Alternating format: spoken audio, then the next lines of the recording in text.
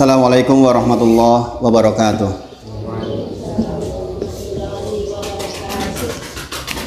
Alhamdulillahi haqqa hamdi nahmaduhu wa nasta'inuhu wa nastaghfiruh wa na'udzu billahi min syururi anfusina wa min sayyiati a'malina. May yahdihillahu fala mudilla lahu wa may yudlilhu fala hadiyalah. Asyhadu alla ilaha illallah wa asyhadu anna Muhammadan abduhu wa rasuluh. Allahumma sholli ala sayyidina Muhammad wa ala ali sayyidina Muhammad. Ya ayyuhalladzina amanu taqullaha haqqa tuqatih wa la tamutunna illa wa antum muslimun. Subhanaka la ilma lana illa ma 'allamtana innaka antal alimul hakim. Rabbi shrah li sadri wa yassir li amri wahlul 'uqdatam min lisani yafqahu qawli. Amma ba'd.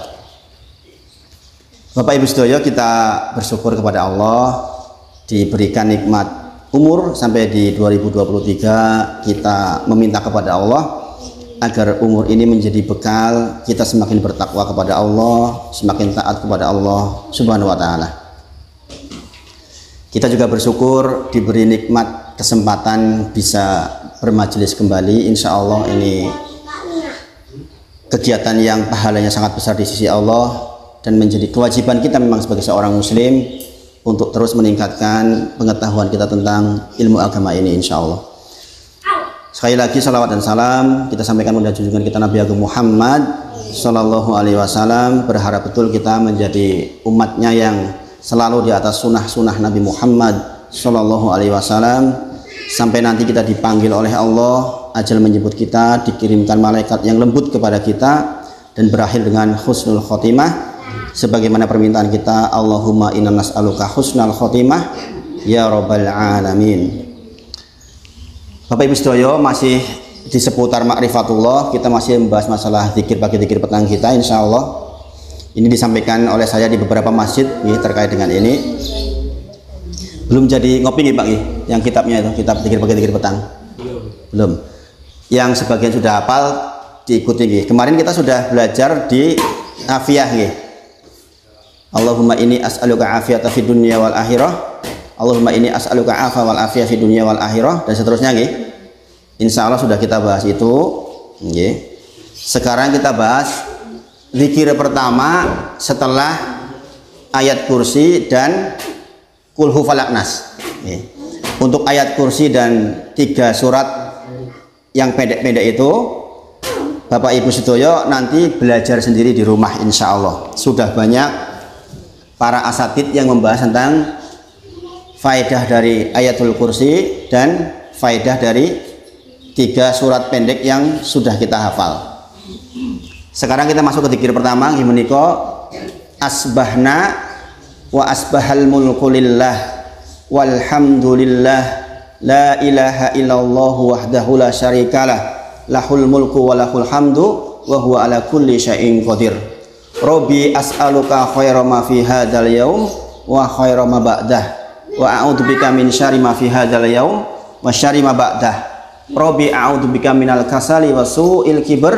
Rabbi a'udzubika min adzabin finnari wa adzabin fil qabr. Seperti itu bacaan zikirnya, agak panjang agak panjang. Mudah-mudahan nanti bisa dihafal. Cara menghafalnya dibaca tiap pagi dan petang. Nanti lama-lama hafal sendiri. Kalau jenengan melihat metode qiraati atau metode anak-anak kita umi, cara menghafal itu tidak lain dengan mengulang membaca sebanyak-banyaknya. Kalau di qiraati sekarang diterapkan, anak tidak disuruh menghafal tapi disuruh untuk membaca pagi setengah juz, sore setengah juz, pagi setengah juz, sore setengah juz. Seperti itu cara menghafalnya, enggak disuruh menghafal. Lama-lama ternyata hafal dengan sendirinya. Sebagaimana jenengan perhatikan, kaum muslimin di Indonesia itu banyak yang membaca surat Yasin, malam Jumuah Yasinan, hari apa-apa Yasinan, orang meninggal Yasinan itu. Akhirnya banyak yang hafal surat Yasin, meskipun nggak tahu maknanya. Tapi banyak yang hafal surat Yasin, goro-goro kebiasaan seperti itu. Kita ambil positifnya, kebiasaan membaca itu membuat seseorang hafal. Maka zikir pagi, zikir petang juga persoalan membiasakan. Sebagaimana saya pernah ceritakan kepada panjenengan semua, moro sepuh saya itu umurnya 87 tahun. Tapi zikir pagi zikir petang ya sudah hafal di luar kepala. Karena beliau itu jam setengah 2 atau jam 1 sudah bangun, nanti dikir sampai subuh. Setelah sholat malam, sholat subuh, kemudian rebah-rebah sebelum subuh, kemudian sholat subuh, setelah sholat subuh dikir pagi. Setelah dikir pagi sarapan ringan, ngobrol-ngobrol kalau saya pas pulang, kemudian nanti pergi ke sawah karena sudah kegiatannya ngurusi sawah. Nanti duha pulang, istirahat sampai duhur. Masya Allah, dan zikir pagi zikir petangnya sudah apal banget. Maka panjenengan yang jauh lebih muda insya Allah lebih cepat menghafalnya. Nah sekarang kita bahas mengapa kita melaksanakan zikir itu. Yang pertama adalah kalau perintah Nabi Muhammad SAW. Rasulullah mencontohkan ketika datang waktu pagi, zikir asbahna wa asbahal mulku lillah. Kita baca bareng-bareng sampai sepertiganya nggih. Monggo sareng-sareng asbahna wa asbahal mulku lillah walhamdulillah la ilaha illallah wahdahu la syarikalah. Sampai situ dulu. Jenengan nanti itu dihafalin, di rumah dibaca ulang. Jenengan tinggal lihat di internet itu kitab zikir pagi zikir petang kan nanti kan muncul. Ada PDF-nya, atau ada salinannya dari kitab aslinya. Imam Al-Qurtubi rahimahullah menyampaikan tidaklah seseorang mendapatkan manfaat dari zikirnya kecuali bagi mereka yang paham makna dan kandungannya. Masih ingat nggih? Kenapa kita dulu bahas afiyah? Karena mengucapkan Allahumma inni as'aluka afiyata fid dunya wal akhirah itu akan dikabul oleh Allah ketika kita tahu makna dari afiyah itu apa. Kita sedang minta apa? Masih ingat nggih dulu 10 nggih yang kita minta di afiyah itu? Kita minta 10 hal, 5 kebaikan di dunia, 5 kebaikan di akhirat. Nah, sekarang kita bahas asbahna. Asbahna artinya apa? Kami masuk waktu pagi. Asbahna itu kami masuk waktu pagi. Bapak Ibu sedaya, bagi orang-orang yang sudah belajar mengucapkan asbahna saja, itu sudah bisa berbismillah, sudah bisa menangis, insya Allah. Setidaknya itu berulang kali saya alami. Kalau datang waktu pagi setelah sholat subuh kemudian kita mengucapkan asbahna, baru asbahna saja sudah kreyep-kreyep meripate. Saking betapa kita bersyukur sekali Allah takdirkan kita masuk waktu pagi. Ingat nih, asbahna artinya apa? Kami masuk waktu pagi. Bukankah tadi malam, ini tadi malam ini, begitu banyak orang yang dicabut nyawanya, gini apa nggih? Kan tiap detik tuh ada yang meninggal. Kalau jenengan lihat statistik dunia, orang meninggal itu tiap detik ada yang meninggal. Demikian juga yang lahir. Ada yang sekarang lahir, ada yang sekarang lahir, ada yang sekarang mati, ada yang sekarang mati. Kan begitu. Juga, bukankah jenengan sering mendengar orang tindak sareh nggak bangun pagi-pagi sudah meninggal? Pernah dengar seperti itu? Pernah Ibu nggih? Mbah kakung saya begitu dulu. Mbah kakung dari bapak itu dulu kebetulan juga kegiatannya kayak saya begini dulu. Jadi memang sudah ada gennya ternyata. Namanya juga San Wahid namanya mbah saya itu. Meninggal ketika subuh. Jadi beliau habis sholat tahajud sare, dibangunkan subuh, ternyata nggak bangun. Beliau ternyata sudah meninggal. Nah, maka ketika kita mengucapkan asbahna sebagaimana dituntut oleh Rasulullah Muhammad SAW, sesungguhnya kita sedang mensyukuri, ya Allah, alhamdulillah sampai di waktu pagi. Karena sebagian besar orang atau sebagian orang tidur nggak bangun lagi. Maka kalau kita melihat asar dari para salafus soleh, jangan perhatikan ini, kalimat-kalimat ini kalimat-kalimat yang menakjubkan. Di antaranya adalah kalimat tazawwad minat taqwa fa innaka la tadri. Berbekalah dengan takwa, Bapak Ibu sedaya, fa innaka, karena sesungguhnya panjenengan semua ini la tadri, enggak mengetahui. Idza jannal lailu, jikalau telah datang waktu malam, hal ta'isyu ilal fajri, apakah akan sampai waktu pagi atau tidak? Maka sekali lagi, tazawwad minat taqwa, berbekalah dengan ketakwaan. Dengan tahu takwa artinya Seperti kita pelajari waktu SD SMP dulu, takwa adalah berusaha menjalankan seluruh perintah dan menjauhi larangan. Kan begitu nggih? Maka di sini dikatakan tazawwad minat takwa. Berbekalah dengan takwa. Berarti kita berusaha setiap waktu itu manfaat. Berusaha menjalankan yang Allah perintahkan, menjauhi larangan. Kalau kok kita mau meleset sedikit kepada yang dilarang, balik lagi. Ini bahaya nih. Saya kembali ke yang Allah perintahkan saja. Fa'ina kala tadri, karena panjenengan semua tuh nggak tahu. Jikalau datang waktu malam, hal ta'isu ilal fajri, apakah kita masih hidup sampai waktu pagi? Maka Rasulullah ajarkan, asbahna, alhamdulillah, saya sampai waktu pagi. Kita dipilih oleh Allah masih hidup sampai pagi ini. 2 minggu yang lalu, ketua takmir dari Jabal Nur tempat saya ngajar di Gunung Sempu, dekat Hamalatul Quran itu, saya kajian di sana Rabu pagi subuh. Jumatnya beliau masih ngangkat saya ke mimbar. Hari ini yang jadi khotib beliau Ustadz Wahid Hafizahullah Ta'ala, saya ke mimbar. Seminggu berikutnya Sabtu meninggal dunia tanpa sebab. Tahu-tahu dadanya sesek, gak enak, subuh meninggal. Bayangin betapa banyak orang yang datang waktu malam, kemudian beliau sare, ternyata pagi sudah pindah alam. Maka dikatakan tazawwad minat taqwa, berbekalah dengan ketakwaan. Sesungguhnya kita nggak tahu umur kita sampai kapan. Demikian juga datang waktu pagi.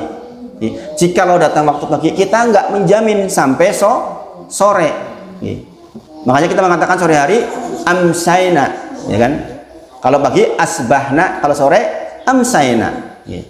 Kita bersyukur nanti datang waktu. Apakah ada yang menjamin nanti hidup sampai sore? Nggak ada. Banyak orang yang pergi dari rumahnya, pamit sama istrinya, tahu-tahu di Taman Tirto tabrakan misalnya, naudzubillah, meninggal saja. Maka kita tidak tahu. Maka pastikan setiap detik kita tuh berbekal dengan takwa, yaitu kita berusaha selalu di atas perintahnya Allah dan menjauhi larangannya dari Allah Subhanahu wa taala. Dan ini seiring dengan surah Al-Baqarah ayat ke 197. Di ayat Al-Baqarah 197 itu menceritakan tentang haji. Salah satu ibadah besar ya haji, salah satu rukun. Haji gimana enggak besar, ngumpulin uangnya lama, ya kan? Nunggunya lama, sudah nyerahin uang ke 50 juta. Sekarang lebih itu lama lagi nunggunya, ya kadang-kadang sampai mati nggak dapet tuh, ya kan?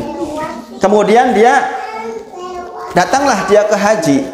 Maka Allah berfirman, Al-hajju ashhurum ma'lumat faman faradu fihinnal hajja fala rafasa wala fusuqa wala jidala fil hajj. Kata Allah, waktu haji itu sudah ditentukan. Maka jikalau kita berhaji, kata Allah, jangan berbuat rafat, fusuk, jidal. Rafat, fusuk, jidal ini elek-elek intinya. Jidal itu bertengkar. Menggoro-goro rebutan kamar mandi, cekcok. Itu jidal namanya. Kemudian di akhir ayat dikatakan watazawwadu fa inna khairaz zadit taqwa wattaquni ya ulul albab. Dikatakan berbekalah dengan takwa, karena sesungguhnya takwa itu sebaik-baik bekal. Berarti Bapak Ibu Sedaya, bahkan haji pun yang ibadah besar sing kudu repot wae nek ra bekal takwa ki ra mabrur maksudnya. Paham Bapak Ibu Sedaya nggih? Apalagi ibadah-ibadah yang lain. Nah, maka di sini katakan tazawwad minat taqwa, pokoknya berbekal dengan takwa setiap waktu, setiap detik sepanjang kita masih hidup, terus berusaha takwa kepada Allah Subhanahu wa taala. Yang dengan demikian jikalau kita meninggal, insya Allah kita husnul khotimah. Sebagaimana doa kita, Allahumma inna nas'aluka husnal khotimah. Ya Allah, mohon kepada Engkau mati dengan husnul khotimah. Kemudian Bapak Ibu sedaya, para salafus soleh juga menyampaikan, wa kam, sungguh banyak min sahihin, orang-orang yang sehat, Bapak Ibu sedaya nggih, mata meninggal min ghairi ilat, meninggal tanpa didahului oleh sebab. Ilat itu sebabnya. Betapa banyak orang yang sehat meninggal tiba-tiba tanpa sebab. Apalagi di zaman akhir ini yang memang Rasulullah sampaikan, di antara tanda akhir zaman adalah banyak orang yang mati tiba-tiba. Tiba-tiba Cianjur bres. Tiba-tiba dulu 2006 6.000 orang meninggal di Jogja. Tiba-tiba itu banyak banget Bapak Ibu Saudara. Maka dikatakan wakam, betapa banyak orang-orang yang sehat kemudian maka meninggal min ghairi ilat, tanpa didahului oleh sebab-sebab. Sebagaimana tadi Pak Jumirin rahimahullah taala yang di Gunung Sempo itu tanpa ilat yang macam-macam, cuma sakit sebentar. Untung ada tandanya sedikit. Kemudian meninggal. Dan kita tidak tahu kita akan sampai kapan. Makanya tazawwad minat taqwa, pokoknya berbekal dengan takwa terus. Ini bukti kita mengucapkan asbahna itu sebagai bentuk syukur. Coba bayangin Bapak Ibu Saudara. Ini baru belajar sedikit loh. Jenengan berpikir dengan asbahna, dengan pengetahuan, itu ngrentas banget. Kita tuh bisa bersyukur banget. Alhamdulillah ya Allah, saya itu masuk waktu pagi, dipilih oleh Allah masuk waktu pagi. Demikian banyak orang yang tidak masuk waktu pagi. Maka Bapak Ibu Saudara, jenengan lihat di Ali Imran 190 misalnya yang berulang kali saya sampaikan bahwa di dalam penciptaan langit dan bumi itu ada tanda-tanda kebesaran Allah bagi orang-orang yang ulil albab, bagi orang-orang yang berpikir, yang belajar. Jadi orang yang berpikir itu sekarang ini malam ke siang itu ada tanda-tanda kebesaran dari Allah untuk kita. Di antaranya kita bisa duduk seperti ini sementara orang lain tidak, kan? Orang yang ngaji dengan yang tidak ngaji itu biasanya lebih banyak yang tidak ngaji. Makanya kita dipilih oleh Allah begini itu masya Allah, masya Allah. Apalagi subuh, masya Allah. Saya tadi subuh tuh ngisi di Miftahul Jannah di daerah Taman Tirto sana. Jadi saya kalau subuh tuh kebanyakan sudah ngisi pengajian. Saya katakan bahwa itu kenikmatan luar biasa. Memulai berangkat dengan senyum. Saya berusaha membiasakan senyum dulu. Senyum sendirian, udah ngedan. Latihan senyum supaya Pak mencintai yang dihadiri. Bahagia. Kalau kita sudah senyum sendiri itu bahagia. Kita ketemu dengan jamaah itu bahagia, masya Allah. Apalagi yang subuh-subuh itu kan orang-orang semangat saja yang bisa. Kalau nggak semangat mana bisa. Pak Sumardi datang ke Maba subuh itu mesti orang yang cinta banget tuh sama kegiatan. Kalau enggak, ya subuh-subuh atau soalnya atau banget. Saya cerita sama istri saya, kita tuh deket ya, gitu. Bun. Karena Pak Sumardi lebih jauh loh ke Maba ini. Dulu waktu minggu saya masih nggak ada jadwal. Sekarang karena ada jadwal jadi nggak bisa subuh di sana. Nah, kemudian wakam min alili, banyak sekali orang-orang yang sedang sakit sekarang. Asa hina min dahr. Dia nggak tahu harapan hidupnya sampai kapan, Bapak Ibu Saudara. Yang sehat saja tadi bisa mati tiba-tiba. Yang sakit sekarang di rumah sakit, lagi sakit, nggak tahu tuh arep urip apa arep mati. Bayangin. Orang sakit kan kembangnya wong mati. Cara wong Jawa ngene apa nggih? Sakit itu kembangnya wong mati. Berarti nek wis sakit ya cerak-cerak kali kematian. Dan nggak tahu akan hidup atau akan mati, harapan hidupnya nggak tahu. Kemudian wakam min fatan.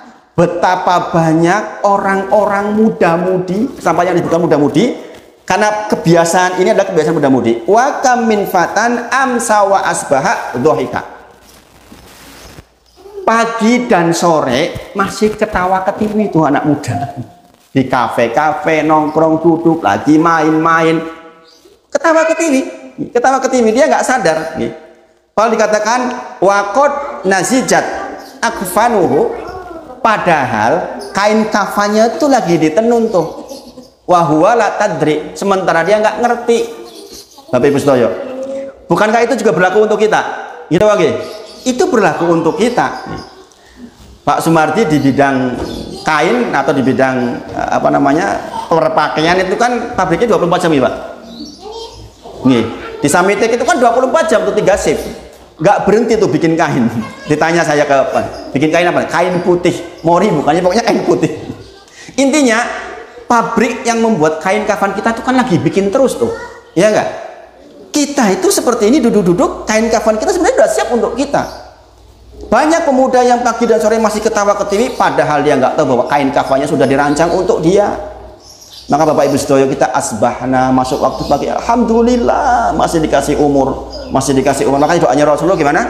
Kalau kita masih dikasih umur, Rasulullah berdoa, wal hayata ziyadatan li fi kulli khair.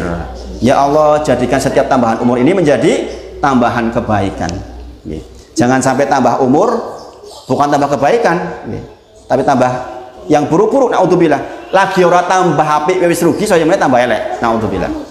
Sebagaimana saya ceritakan, ada kepala sekolah baik, ujung-ujungnya ternyata malahan dipidana, dipenjara gara-gara naudzubillah memperkosa anak 7 tahun.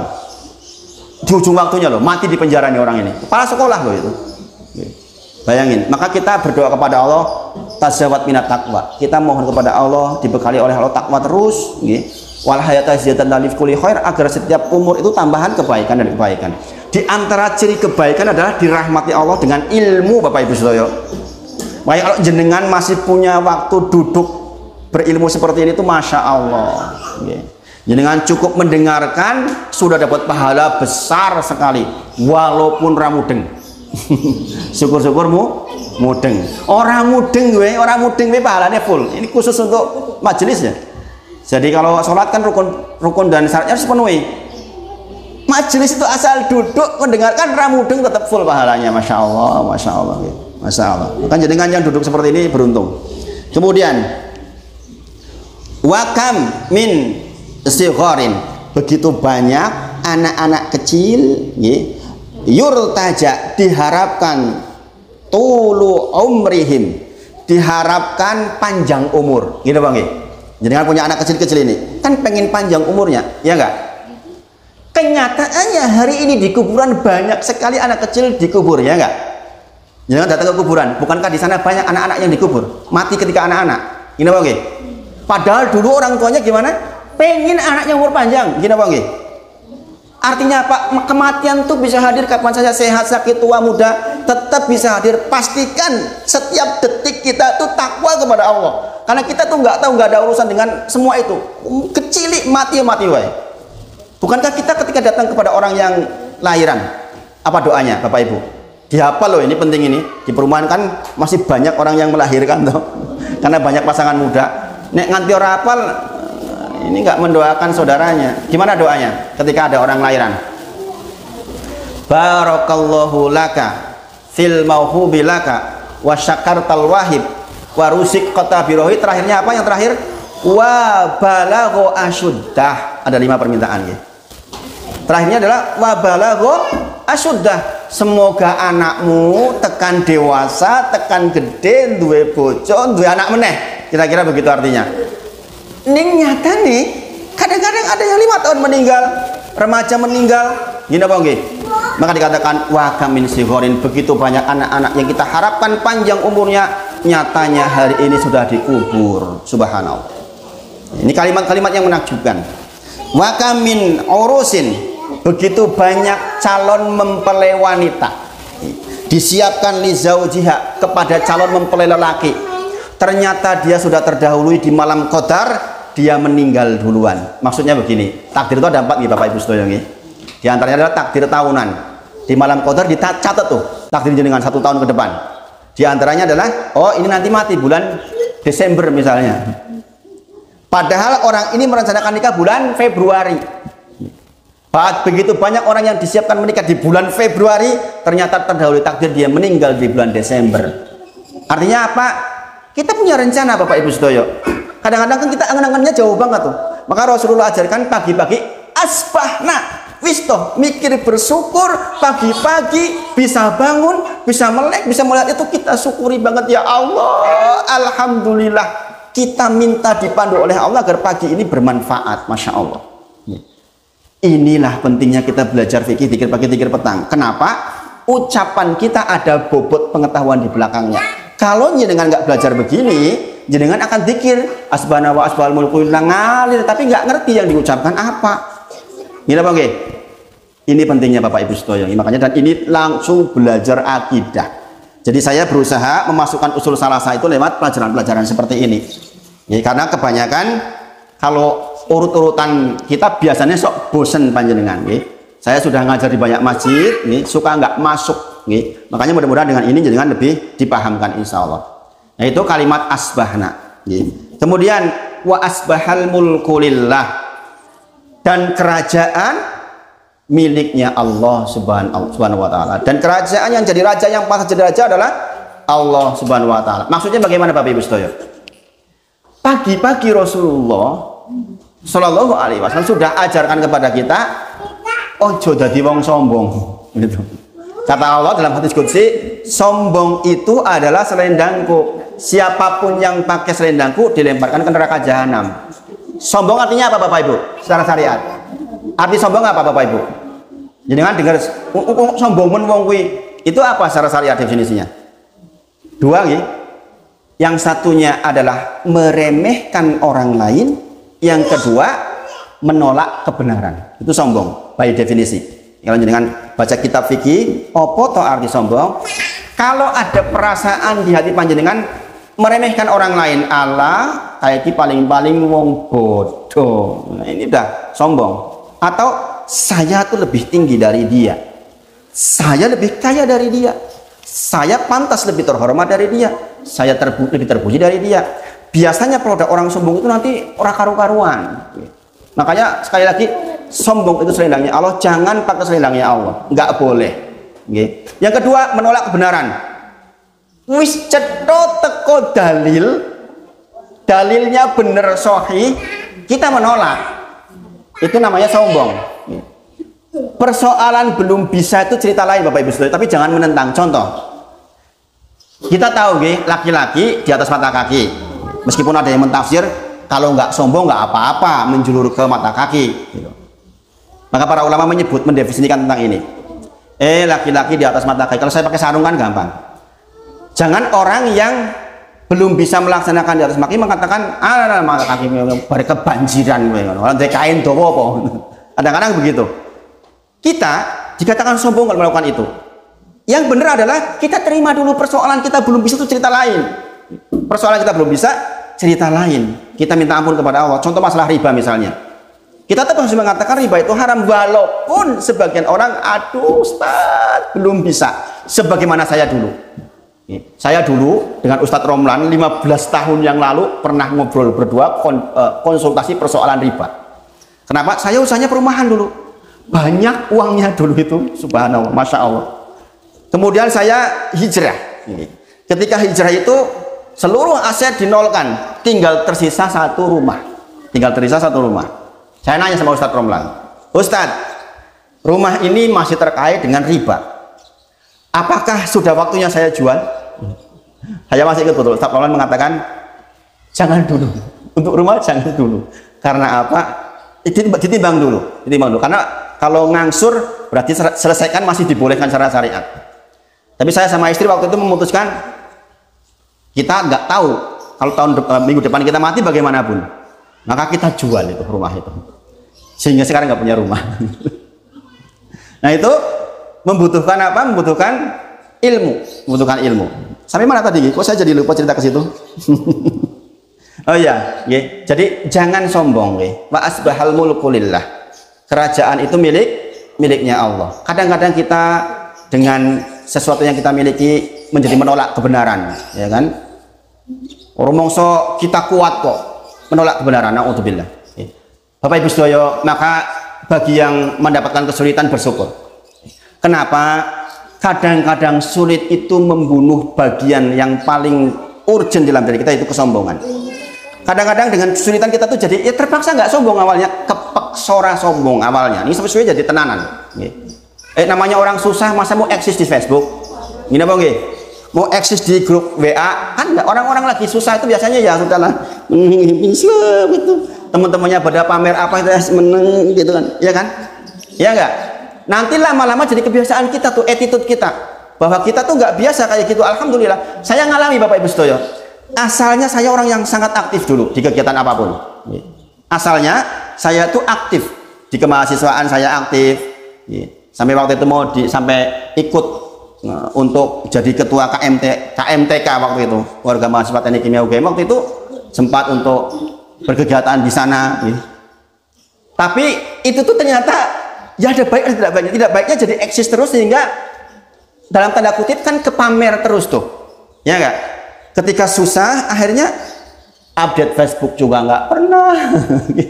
Alhamdulillah alhamdulillah. Kadang-kadang kesulitan tarbiyah dari Allah untuk membuat kita semakin dekat dengan Allah Subhanahu wa taala agar kita tidak sombong, insya Allah. Oke. Nah, maksud asbahna wa asbahal mulku lillah adalah kita masuk waktu pagi, ya Allah, mudah-mudahan kita bukan termasuk orang yang sombong. Karena sesungguhnya yang jadi raja betulan itu hanya Allah Subhanahu wa taala.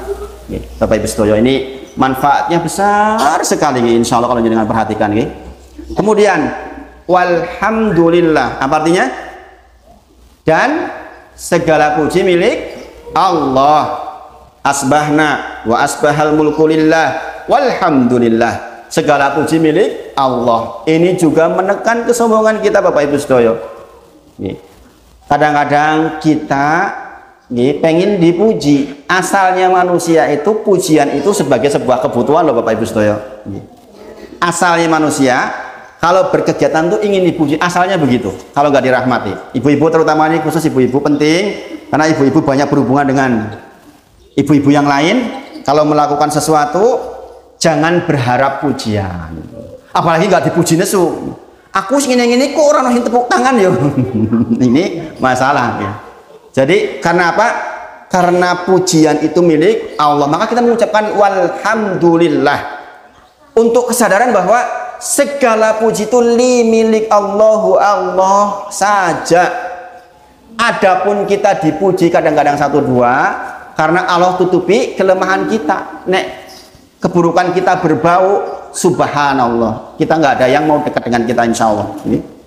Maka kita meminta kepada Allah agar terhindar dari minta dipuji-puji, subhanallah. Kemudian la ilaha illallah wahdahu la syarikalah. Bapak Ibu sedaya, poin pembahasan saya di titik ini, insya Allah.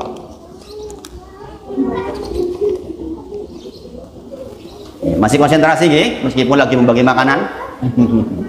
Sambil dimakan juga monggo, silakan. Nah, Bapak Ibu sedaya, di antara zikirnya adalah asbahna wa asbahal mulku lillah walhamdulillah la ilaha illallah wahdahu la syarikalah. Ibu-ibu ada yang hafal zikir ini nggih? Ada yang hafal buatan?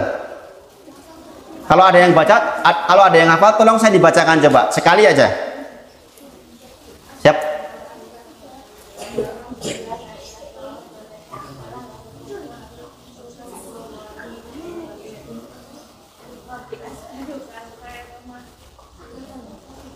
Ma fi hadzal yaum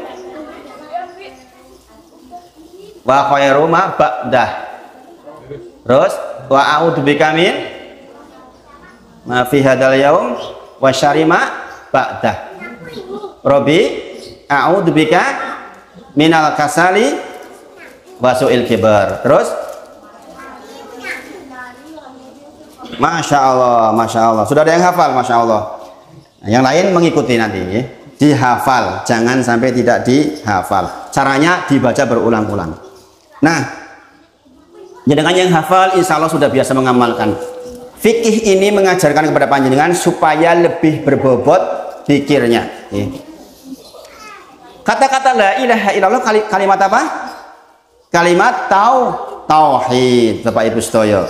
Nah, ini penting diingat-ingat karena kalimat tauhid adalah ghoyah. Ghoyah itu apa? Tujuan. Jenengan pergi ke mana bolak-balik. Ini yang dibahas. Jenengan ketemu sama Ustadz Afifi, Ustadz Romlan, Ustadz Aris. Ini yang dibahas berulang-ulang. Ribuan kali dibahas tentang kalimat tauhid. Maka saya perjelas kepada panjenengan. Karena saya dapat informasi dari beberapa teman, penjelasan ini membantu mereka untuk mendapatkan kejelasan tentang kalimat tauhid. Yang pertama, ditanyakan kepada Wahab bin Munabih, seorang tabi'in. Ditanyakan, bukankah kunci sorga itu kalimat la ilaha illallah? Betul apa betul? Kunci sorga itu betul nggih? Siapapun yang punya la ilaha illallah bisa masuk surga, gitu apa nggih? Mangkana akhiru kalamihi la ilaha illallah daholal jannah. Sing sinten kemawon akhir kalamnya la ilaha illallah daholal jannah. Betul apa betul? Ini populer. Kemudian betul, kunci surga itu adalah kalimat la ilaha illallah.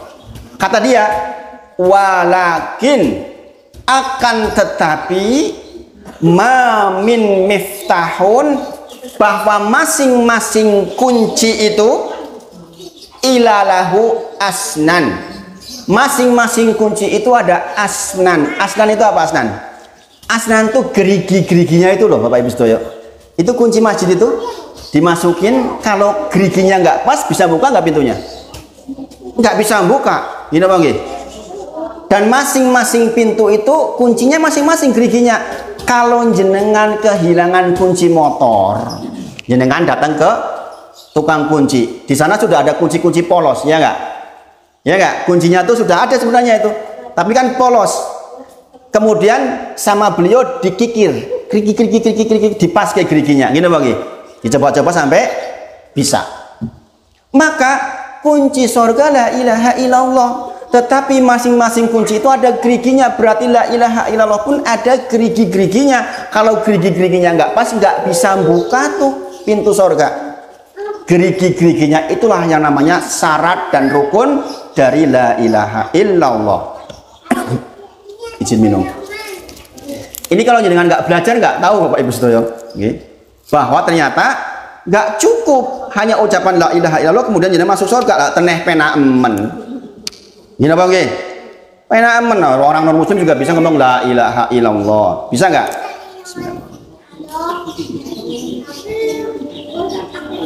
Corong Cilacap, yo tenyeng lah, gampang men ngomong kayak kue gitu. Mudah mengucapkan la ilaha illallah, tetapi ada syarat-syarat yang harus dipenuhi ketika kita mengucapkan la ilaha illallah sehingga dia berfungsi sebagai pintu sorga. Bapak Ibu Sedoyo, kita belajar seperti ini dalam rangka mempelajari gerigi-geriginya itu, supaya kalimat la ilaha illallah kita sempurna sehingga kita meninggal dengan itu dan akan dibangkitkan dengan itu insya Allah. Bapak Ibu Sedoyo, inilah perbedaan orang yang belajar dan tidak belajar. Pertanyaannya, Mas, lah terus ngomong tua-tua kasih orang belajar syarat-syarat tapi mudah-mudahan diampuni oleh Allah, mudah-mudahan dimasukkan surganya Allah, karena asalnya yang punya la ilaha illallah masuk surga. Tetapi masuk dengan permakluman, dengan masuk dengan VVIP tentu saja beda.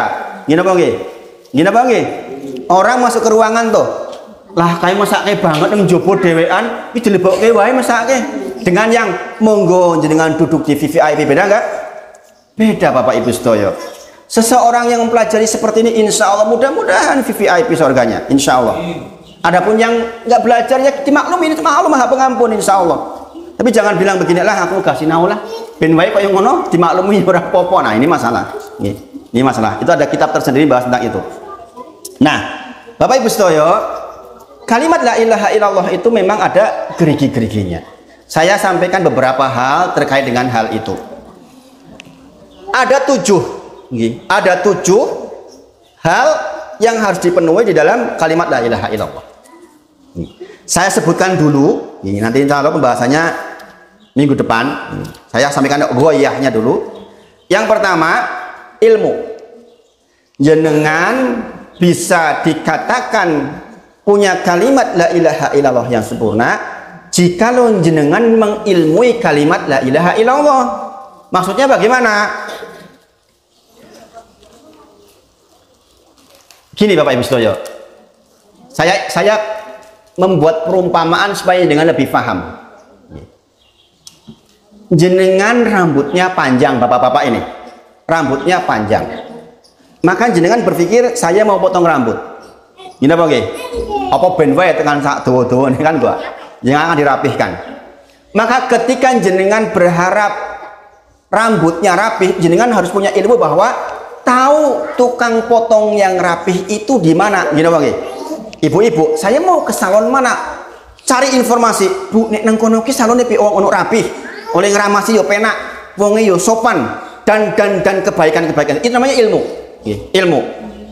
Maka jenengan juga harus mengilmui la ilaha illallah. Maksudnya bagaimana? Bahwa yang berhak disembah hanya Allah itu iya. Dalilnya adalah surah Muhammad ayat ke-19. Fa'lam annahu la ilaha illallah wastaghfir li dzambik. Ketahuilah kata Allah, saya itu Allah yang berhak disembah oleh kalian. Tidak ada sesembahan selain saya, itu pengetahuannya. Jangan datang ke tukang cukur. Kemudian syarat yang kedua itu jenengan harus yakin. Kalau jenengan nggak yakin dengan tukang cukurnya, jenengan tindak boten? Enggak lah ketua kayak nggak meyakinkan, leh nyukur paling nanti potal patel malah dadi ora ayu aku repot engko malangan. Gini apa nggih? Kalau jenengan yakin, jenengan tindak. Demikian juga la ilaha illallah. Jenengan harus yakin total tanpa ada sedikit pun gompel bahwa satu-satunya zat yang disembah adalah Allah saja. Dalilnya adalah surah Al-Hujurat ayat ke-15. Allah berfirman, innamal mu'minuna alladzina amanu billahi wa rasulihi. Orang-orang yang beriman adalah orang-orang mukmin adalah orang-orang yang mengimani Allah dan Rasulnya, summa lam yartabu, kata Allah. Dan orang-orang ini berimannya kepada Allah lam yartabu, benar-benar beriman, yakin total. Saya nggak akan pilih kok tukang rambut yang lain, saya pilih itu saja kok. Itu yang paling baik, itu hasilnya keren. Jadi tambah ayu nek rono kita, ditambah ganteng kalau laki-laki. Yakin betul, nggak ada yartabu, nggak ada sedikit pun keraguan. Saya lagi susah nih, susah banget ekonomi, tapi saya yakin Allah tuh Maha Pemberi rezeki, nggak akan gompel sedikit lagi nyaka saya. Kemudian saya pergi ke tempat lain untuk mendapatkan rezeki, minta kepada selain Allah, enggak, kira-kira gitu tuh. Paham nggih maksudnya nggih? Surah Al-Hujurat 15. Kadang-kadang kita diuji oleh Allah dengan kekurangan atau kelebihan, dua-duanya juga ujian. Kita yakin betul apapun yang dititipkan Allah itu cara agar kita tuh dekat sama Allah, Bapak Ibu sedaya. Kebetulan saya alami kedua-duanya. Saya pernah mengalami berkelebihan sehari makan 300.000 dulu itu waktu di perumahan, subhanallah. Karena makan harus di luar, taunya cuma KFC, sama anak-anak sekali makan 80.000, 120.000. Beli yang 1 ember itu sampai apal tuh petugas KFC ke kami itu. Nganti apal sama Amar Aziza itu diapali. Oh, Burina, Pak Wahid. Mau makan di situ terus gimana nggak apal itu? Yang namanya KFC UGM, KFC di Jalan Solo itu sampai hafal, karena kegiatan saya waktu itu seperti itu. Ke bank ini ngurusi customer itu waktu itu. Setiap hari kayak gitu. Subhanallah. Pada saat seperti itu berkelebihan, itu juga ujian, bukan kelebihan, ujian. Kenapa? Seseorang yang punya harta banyak, kalau nggak punya fikih berharta itu nanti jadi masalah. Setiap lembar ratusan ribu yang kita punya dimintai tanggung jawab, kalau nggak bisa bertanggung jawab jadi lempengan api neraka. Naudzubillah. Jangan sampai neraka. Di kuburan sudah susah kita. Dengan harta banyak, kok nggak bisa menggunakan hartanya, masalah besar. Maka yang ingin Allah maksudkan ketika kita kaya adalah kita dengan kekayaan itu dekat sama Allah, itu maksudnya. Sedemikian juga ketika kita lagi susah, Allah ingin mudah-mudahan dengan sabarmu itu kita mendapatkan keluasan dekat sama Allah. Masya Allah, Bapak Ibu saudara, ini Masya Allah, karena saya mengalami dua-duanya, saya jadi bisa merasakan, bisa menceritakan ke jenengan. Sekarang anak saya masuk ke pondok seperti Pak Sumardi kemarin cerita ke saya, mau kemana Pak? Ke Wonosari. Sama Pak, sama saya. Masya Allah, masuk ke Hasbi sekarang 9 juta nih. Ngumpul baru dapat 5 juta, tanggal 15 harus kekumpul. Itu berat. Dulu uang segitu, bayangin. Maka saya bersabar dengan itu. Alhamdulillah, kesabaran dekat sama Allah luar biasa, Bapak Ibu sedaya. Ini Masya Allah, Bapak Ibu sedaya. Makanya dikatakan orang-orang mukmin itu orang-orang yang beriman kepada Allah dengan ucapan la ilaha illallahnya, dia lam yartabu, nggak ragu-ragu. Walaupun kita lagi susahnya, tetap yakin Allah tuh akan kasih solusinya. Ini Bapak Ibu sedaya, coba jenengan perhatikan betul nih, bahwa orang mengucapkan la ilaha itu ada syarat dan rukunnya. Di antaranya yakin penuh tanpa gompel sedikit pun. Kemudian dikatakan di sini wajahadu, di ayat ini wajahadu bi amwalihim wa anfusihim. Bayangin Bapak Ibu saudara, orang-orang mukmin itu adalah orang-orang yang beriman kepada Allah. Kemudian dia tidak ragu-ragu, kemudian dia berjihad, berjuang dengan harta dan dirinya. Bayangin. Saya kasih gambaran begini Bapak Ibu saudara, bahwa ucapan la ilaha illallah penak menek diomong ketok langsung surga. Ada orang nyalon jadi bupati, meskipun ini nggak pas-pas banget contohnya, tapi ini bisa jadi gambaran Pak jenengan. Ada orang nyalon jadi bupati, Pak Sumardi nyalon jadi bupati misalnya, jadi RT. Cari masalah Pak Sumardi gitu, kampanye, ibu bapak begini. Kemudian ada pendukung-pendukungnya. Di antara pendukung-pendukung ini ono sing sugih, ono sing pinter, Maka kemudian yang satunya mewakili, sing tukang ceramah jenengan yo karena jenengan pandai, mewakili Pak Sumardi. Yang satunya yang punya uang, Pak Sumardi, jenengan bikin program ini nanti saya yang tanggung, Pak. Jenengan bikin dalan, dalannya sesuatu di konblok AB, saya yang kasih uang. Misalnya seperti itu. Jadilah Pak Sumardi.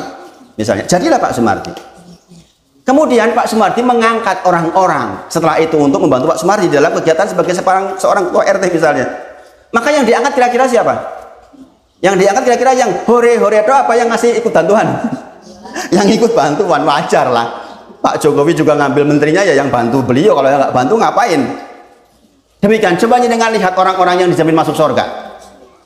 10 orang dijamin masuk surga. Di antaranya adalah Abu Bakar dan Umar bin Khattab. Ketika Rasulullah pengumuman, sekarang saya akan mengumpulkan dana untuk jihad fisabilillah, datanglah Umar, saya hari ini akan kalahkan Abu Bakar, saya serahkan separuh dari seluruh uang saya, datang ke Rasulullah. Tiba-tiba Abu Bakar datang, saya serahkan seluruhnya ya Rasulullah. Bayangin, ini orang yang jamin masuk surga, artinya dia beriman, yakin, kemudian dia berjihad dengan harta dan dirinya. Nek orang di duit ya dengan dirinya apa yang bisa, misalnya dengan sabarnya, dengan syukurnya kita berjuang. Itu lam yartabu, itu yang namanya kita tuh yakin banget, tuh yakin sepenuhnya yakin. Itu diantara syarat berfungsinya la ilaha illallah. Makanya Bapak Ibu sedoyo, ya betul dikatakan Allah lah penak menek mau ngomong tok langsung masuk surga, enggak begitu Bapak Ibu sedoyo. Kemudian qabul itu menerima Bapak Ibu sedoyo. Jenengan datang ke tukang cukur tadi, duduk belak, Mas ojo lingguh dhisik, itu ada antrian. Oh nggih. Kita nerima nggih, gini nggih. Apa kita nodos ngene iki? Aku saiki ngene iki, ora dicukur ora dikeplaki. Gini nggih. Kita menerima, kita itu menerima ucapan la ilaha illallah dengan sempurna terhadap konsekuensinya. Sudah menerima la ilaha illallah, maka seluruh syariat yang dibawa oleh Nabi Muhammad SAW itu kita terima, jangan ditolak. Sudah tahu dalilnya sahih mengatakan emoh monek kita ora cocok aku angel emoh. Ini masalah. Nggak menerima berarti nggak qabul, nggak memenuhi syarat la ilaha illallah. Ini sudah tahu suruh sholat di masjid laki-laki misalnya moh gah kesel. Nah, ini masalah ini. Sebagaimana jenengan ke tukang cukur tadi, kalau nggak qabul, nggak menerima, jenengan nggak dicukur lah. Gini bang. Kemudian ingkiyat. Syarat berikutnya adalah ingkiyat yang keempat. Ingkiyat itu tunduk patuh. Jenengan datang ke tukang cukur saja, lungguh. Sudah mau dicukur, dipegang, Pak, tengok sedikit, manut gak? Manut, patuh banget jenengan, gini bang, Pak ke kiri Pak, mana nenek, mana petol jadinya, gini bang, artinya kita ketika mengucapkan la ilaha illallah itu patuh, tunduk. Lah wong awake dhewe karo tukang cukur wet tunduk patuh, masa iya sama Gusti Allah gak tunduk patuh? Saya dipahami sampai di sini. Saya berusaha memberikan tahwilul faham, memahamkan jenengan dengan bahasa yang mudah-mudahan. Karena yang seperti ini jarang disampaikan, ini memudahkan jenengan insya Allah. Kemudian asidki itu kita jujur dengan ucapan la ilaha illallah kita. Bapak Ibu sedoyo, jenengan perlu tahu nanti ketika jenengan di padang mahsyar, Allah itu berfirman kepada semua orang, setiap kalian ikutlah kepada sesembahan kalian yang dulu di dunia. Yang menyembah matahari silahkan mengikuti matahari, makanya matahari itu masuk neraka. Kemudian yang menyembah bulan silahkan ikut bulan. Siapa yang menyembah batu silahkan ikut batu. Siapa yang menyembah nabi, nabi angkat tangan, berlepas diri. Siapa yang menyembah iblis silahkan ikut. Semua orang sudah mengikuti masing-masing itu nanti itu. Sampai tertinggal sekelompok orang, yaitu kita kaum mukminin. Kemudian Allah mendatangi kaum mukminin dengan bentuk yang tidak dikenali. Artinya Allah datang, kita nggak mengenali, itu Allah. Ditanyakan, semua orang sudah berpergian, kenapa kalian masih di sini? Kita akan menjawab, saya menunggu Rob saya. Kami menunggu Rob kami. Maka kemudian Allah berfirman, saya adalah Robmu. Saya adalah Robmu. Maka kemudian orang ini mengatakan, demi Allah, saya tidak mensekutukan Allah dengan apapun. Maksudnya, begitu Gusti Allah maksudnya. Karena kita nggak mengenali waktu itu. Kemudian ditanya, dengan apa kau mengenali Robmu? Bahasa hadisnya begini, as-sidqu. Dengan betis. Jangan bayangkan betis Allah seperti betis kita, Bahasanya begitu di hadisnya. Maka kemudian Allah singkapkan betisnya. Seluruh kaum mukminin sujud kepada Allah. Tapi ada orang-orang yang mau sujud nggak bisa. Sikile lurus we. Ketika mau sujud kakinya nggak mau ditekuk, nggak bisa sujud. Siapakah dia? Orang-orang yang tidak jujur keimanannya. Ngucapin la ilaha illallah tapi ngelek-elek la ilaha illallah. Ngucapin la ilaha illallah tapi mengatakan la la la, kuwi celonomu kuwi celono kurang bahan. Orang pakai jilbab besar dikatakan la la gombrong-gombrong koyo memet di sawah. Ini orang-orang munafik, subhanallah. Orang seperti itu nanti di sana nggak bisa sujud, kemudian dipisahkan, dilemparkan ke neraka jahanam, subhanallah. Maka di antara syarat dan rukun la ilaha illallah itu harus betul-betul as-sidqi, yaitu jujur. Ya Allah, saya itu mengakui betul bahwa Engkaulah satu-satunya tempat saya meminta, tempat saya memohon, tempat saya berharap, tempat saya bertawakal. Jangan diberikan kepada yang lain sama sekali. Itu sidqu, jujur. Masya Allah Bapak Ibu Sedoyo. Ilmu ini Masya Allah Bapak Ibu Sedoyo, kalau jenengan paham itu rasanya hidup itu tentrem. Walaupun suasana kita sedang lagi nggak tentrem secara dohir. Bahkan dalam kondisi sakit pun kita masih ingat Allah. Alhamdulillah masih diberi sakit. Rasulullah bersabda, walata subil humma, jangan kau celah humma, jangan kau celah demam. Fa innahu, sesungguhnya demam itu menghapus dosa sebagaimana kir menghapus karat di dalam besi. Bayangin Bapak Ibu Saudara. Kalau dengan sakit itu seperti kir, tahu nggih kir nggih? Yang untuk bersihin karat besi itu, seperti itulah kira-kira demam. Kalau jenengan demam, wala tasubil humma kata Rasulullah. Jangan celah demam ini marahi. Kadang-kadang kita begitu kan? Rasulullah sampaikan jangan mencela demam. Ini yang disampaikan ibu-ibu loh ini Bu. Nggih. Asbab nuzulnya, asbab wurudnya ini ibu-ibu ini. Datanglah ibu-ibu dekat Rasulullah mengeluh. Saya sakit ini, oh demam prapena. Rasulullah katakan wala tasubbil humma, jangan dicela demam. Karena sesungguhnya demam itu menghapuskan dosa. Kemudian syarat berikutnya adalah ikhlas. Tidak mengharapkan balasan orang apapun terhadap seluruh amal kita Bapak Ibu Sedoyo. Bab tentang ikhlas ini bab yang sangat perlu diperhatikan Bapak Ibu Sedoyo, sangat perlu diperhatikan. Siapa yang hafal surah Al-Kahfi seluruhnya? Ada? Siapa yang hafal ayat terakhir surah Al-Kahfi? Ayat terakhir saja, ibu-ibu pasti hafal ini. Ayat terakhir kan suka dibaca tuh kalau hari Jumat. Gini Bang, gimana bunyinya? Gimana? Coba dibacakan, ada yang pegang Quran. Faman kana yarju liqa'a rabbih falyamal 'amalan sholihan. Kemudian ahadan. Masya Allah, Masya Allah. Siapapun yang yarju, berharap ketemu liko, bertemu dengan Robnya, Bapak Ibu Sedoyo. Arti bertemu berarti masuk surga Bapak Ibu Sedoyo. Karena yang bertemu dengan Allah itulah orang-orang yang masuk surga. Siapapun yang berharap betul masuk surganya Allah, maka syaratnya dua. Yang pertama, falyamal 'amalan sholihan, yaitu kita beramal soleh. Yang kedua, jangan berbuat syirik. Amal soleh syaratnya dua, yaitu ikhlas karena Allah. Yang kedua, muttabaah, sesuai dengan contoh Nabi Muhammad SAW. Sebagaimana saya gambarkan, wong semangat banget sholat subuh ikhlas karena Allah 4 rakaat, diterima nggak? Nggak diterima. Diancam masuk neraka bahkan. Orang ini protes nih, orang yang 4 rakaat ini. Saya masuk neraka gara-gara sholat saya? Maka tabi'in menjawab, bukan. Engkau bukan diancam neraka karena sholatmu. Engkau diancam neraka karena menyelisihi nabimu. Nabimu perintahkan 4, 2, kau lakukan 4. Itu masalahnya. Kita disuruh apa tuh Nabi Muhammad SAW, kemudian kita menyelisihi, keancam neraka jahanam. Makanya ketika nanti mau ke telaga Haud, Rasulullah mengatakan, itu umatku, itu umatku. Kemudian Allah menyampaikan, engkau tidak tahu yang dilakukan umatmu sepeninggalmu. Ini juga dasar bahwa Rasulullah itu tidak kembali ke dunia, Engkau nggak tahu tuh apa yang dilakukan mereka buat yang baru-baru. Inilah yang sering dikatakan sebagai istilah bid'ah. Bid'ah itu hal yang baru maksudnya. Apa yang nggak dicontohkan oleh Rasulullah. Maka diantaranya adalah ikhlas karena Allah. Bapak Ibu Sedoyo, saya dulu waktu di Mahad, setiap asatidz selalu memesankan ini.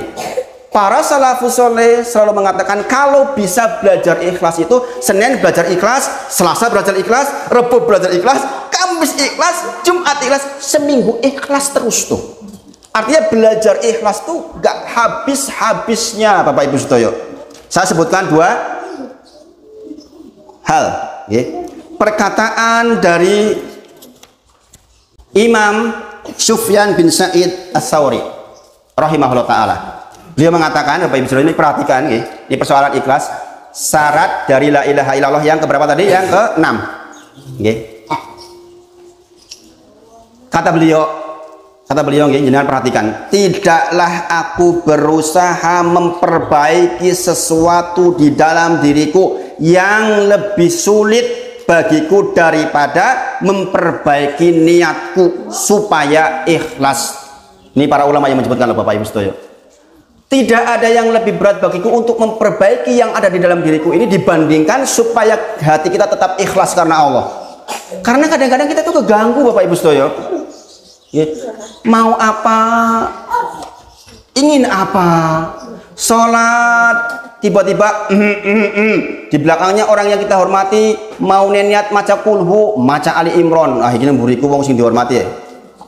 Nggak ikhlas lagi, subhanallah. Ibu-ibu melakukan segala sesuatu, tanyakan di dalam dirinya, saya ikhlas karena Allah atau tidak? Contoh bapak-bapak ibu-ibu punya anak, nyekolahin anak sekarang mahal misalnya. Kemudian anak kita agak-agak rewel loh di rumah. Kowe iki ora ngerasa ke bapak ibu mulai golek duit karo koso tenan ke sekolah kan malah dadi koyo ngene iki. Ini enggak ikhlas Bapak Ibu sedaya. Karena Allah tuh enggak kayak gitu. Kita minta ya Allah anakku kayak gini. Mudah-mudahan kok perbaiki. Ya. Kalau kayak gitu jelas kita hilang, bukan karena Allah itu namanya. Makanya saya ajarkan kepada istri saya tuh, kita itu ngepeni anak, nyekolahkannya karena Allah. So anak kita berbakti atau kita kepada kita terserah Allah. Kalau berbakti itu bonus Bapak Ibu sedaya. Kita menyekolahkan itu udah pahala tersendiri karena Allah memang perintahkan untuk mendidik anak-anak. Dah sampai di situ aja, nggak usah ngarep-ngarep balikan dari anak kita. Kalau dapat kebaikan bonus, alhamdulillah. Alhamdulillah. Maka kita lebih tentrem. Lebih tentrem Bapak Ibu sedaya. Ya kadang namanya orang tua pengen apa ditahan supaya untuk anak-anak gini apa nggih? Gitu? Arep pengen tuku opo 500.000 wae mikir. Iki nggo SPP ne bocah sesuk. Gini apa nggih? Lah kok bocah cicilan lho, kuwi lah pun cicilan ngene iki ora ngrasa ke ibumu pengen iki ora iso-iso. Arep tuku kudung sing apik men ora iso. Masya Allah. Ikhlas itu memang berat Bapak Ibu sedaya.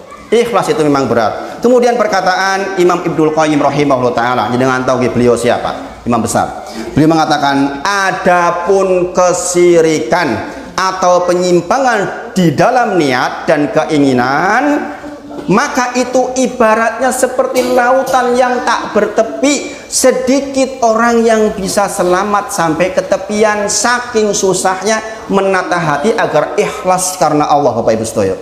Beliau mengatakan, maka barang siapa yang menginginkan dengan amal solehnya, dengan nyekolahin anaknya, dengan berbuat baik ke tetangganya, dengan sholatnya, dengan zakatnya, tidak kepada tiga hal ini, maka dia sudah tidak ikhlas karena Allah. Tiga yang dibolehkan adalah kita beramal baik karena ingin wajah Allah. Tadi surah Al-Kahfi ayat ke 110.